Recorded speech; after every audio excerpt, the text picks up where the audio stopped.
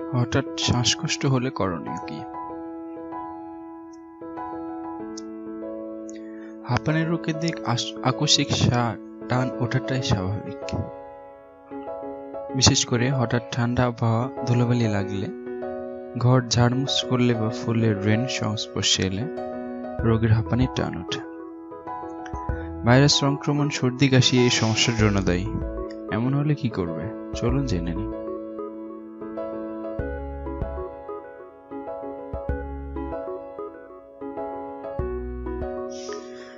রোগীকে সোজা হয়ে উঠতে বলুন ও আশ্বস্ত করুন যেন কিছুই হয়নি।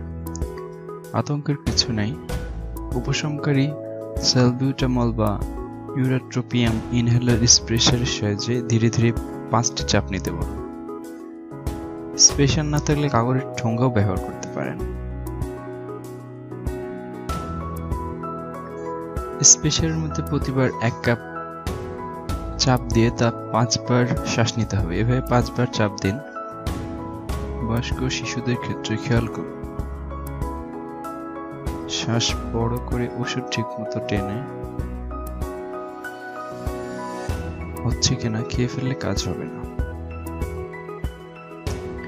5 মিনিট অপেক্ষা করুন, বিশ্রাম নিন।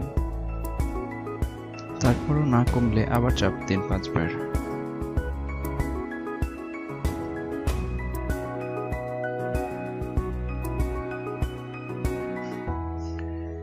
এরপরও শ্বাসকষ্ট বা হাঁপানির টান না কমলে রোগীকে কাছাকাছি হাসপাতালে নিতে হবে।